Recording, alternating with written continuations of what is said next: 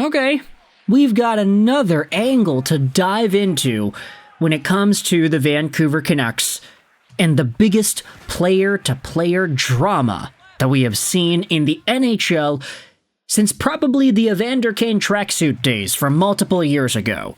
Since the Erik Karlsson, Mike Hoffman wives situation from a few years ago. Heck, you can say this Canucks-related conflict was even more high-profile than those. We are diving into the Pettersson and Miller situation one more time. Because yesterday it was posted by Robbie at Dosange on Twitter. PATRIK ALLVIN addressing the JT Miller and Elias Pettersson fiasco with season ticket holders. This was an exclusive sit-down conversation with PATRIK ALLVIN that wasn't televised, it wasn't broadcasted anywhere. It was the season ticket holders' opportunity to go to the arena, see the new seats, write some stuff on the ice, take some fancy pictures, and, of course, listen to what it is PATRIK ALLVIN had to say about multiple Vancouver Canucks-related things. I'll leave a link in the description to the 2-minute and 20-second answer that PATRIK ALLVIN gives in regards to the Miller and Pettersson feud. But what I also did was used the AI machine to transcribe the comments that ALLVIN made. I went in and corrected some of the mistakes that the AI ended up doing. This makes it easier for us to put the quotes on the screen, screenshot it, and read along together. Here's the question that is asked to PATRIK ALLVIN in the video. One of the most popular questions we've been receiving this year, just that JT Miller and Elias Pettersson situation.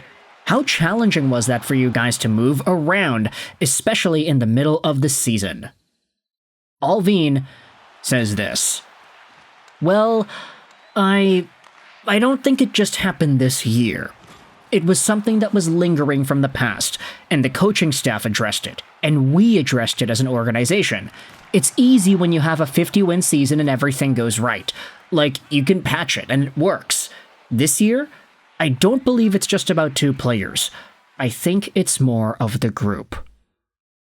We'll start things off by saying, yeah, that's exactly the main point that I think most people, myself included, have been bringing up consistently throughout the year. That, yeah, they had a 50-win season last year. They were first in the Pacific. Miller had 100 points, and they were producing like crazy. Elias Pettersson, in a down year, had 89 points. Oh yeah, you thought that was a down year then? Just wait till you see what he does in 24-25. Elias Pettersson and JT Miller may have had problems for years, as indicated by folks like Travis Green and Bruce Boudreau and everybody else that's been in the organization, but those problems can be masked. So ALLVIN directly goes out there and says, yeah, it's easier when they're winning a bunch of games. But he also says that it's more of a group thing rather than a Pettersson versus a Miller thing. JT Miller is a phenomenal hockey player, 32 years old. He probably understood that he doesn't get that many more shots to win the cup. He was extremely prepared coming in, and maybe some of the younger guys thought that maybe this was going to be easy, and that maybe they weren't prepared to the same level that he was. And that's where things started to get out of the rails a little bit. And unfortunately for JT and his family, he had to take a leave of absence. Now this is interesting, specifically as ALLVIN highlights that some younger guys, plural, guys, maybe weren't as ready for the season to the same capacity that JT Miller was.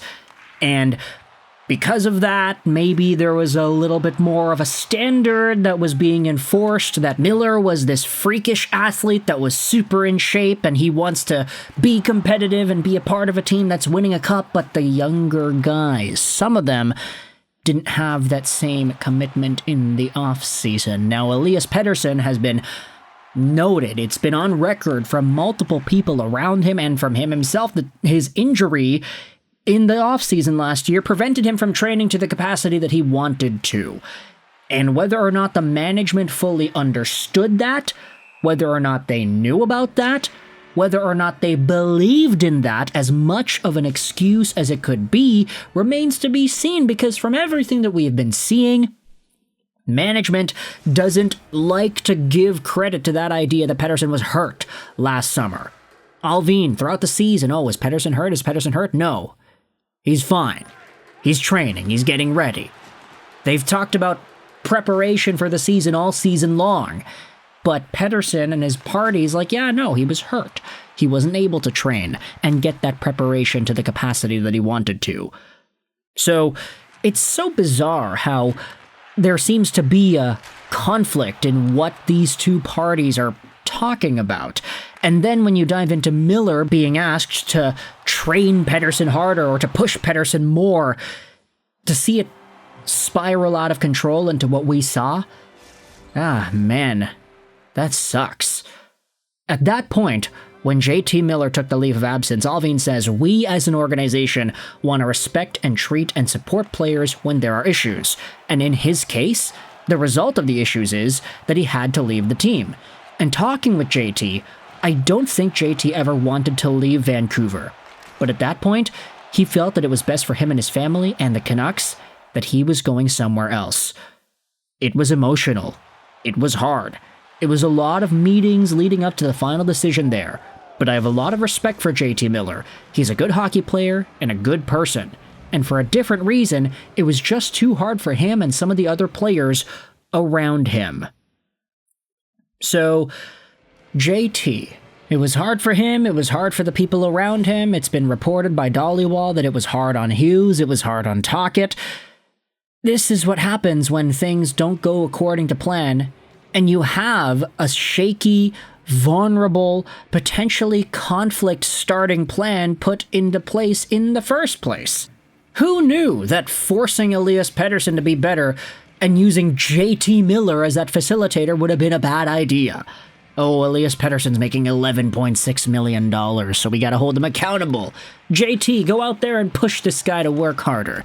Combined with JT being this athletic freak and Pettersson not having that same level of off-season training, it just becomes a recipe for disaster. Nobody's expectations were met. Everybody started to play poorly.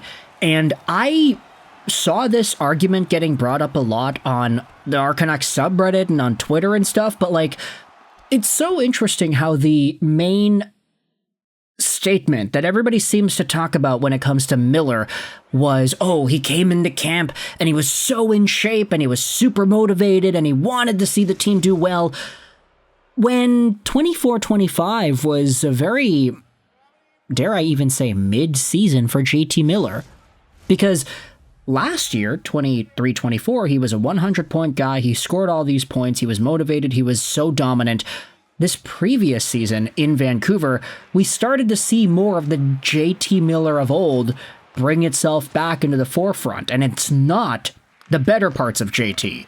We started to see JT be a little bit more lazy and lackadaisical in the back check, and not really all too forceful in the way that he killed penalties, just kind of standing around there, pointing at guys, not dictating much.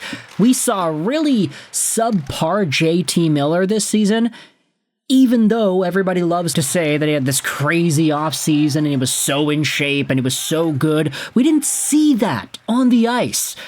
And you could also say, oh yeah, we didn't see it on the ice because that was pushed down because of all the conflicts with Pettersson, and when the locker room was divided, nobody could play well, so Miller didn't play well either.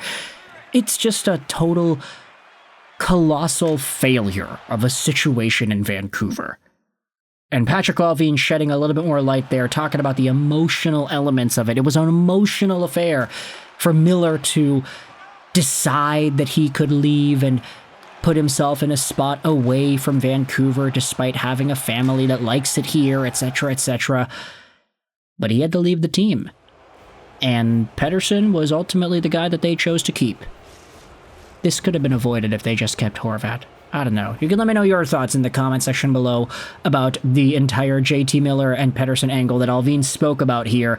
Let me know in the comment section all your opinions. I hope you enjoyed this video. And bye.